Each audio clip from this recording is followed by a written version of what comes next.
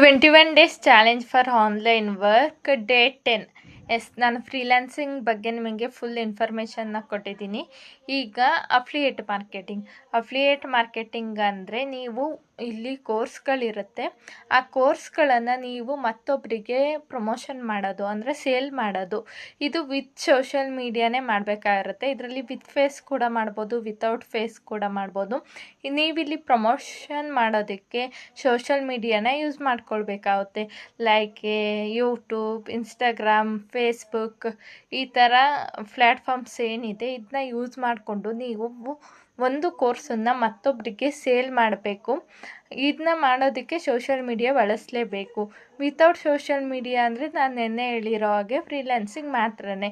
ಇದು ಅಫ್ಲಿಯೇಟ್ ಮಾರ್ಕೆಟಿಂಗ್ ಅಂದರೆ ಆನ್ಲೈನಲ್ಲಿ ಮೀನ್ಸ್ ಸೋಷಿಯಲ್ ಮೀಡಿಯಾ ಯೂಸ್ ಮಾಡಿಕೊಂಡು ಮಾಡೋ ಅಂಥದ್ದು. All the best everyone. Thank you all.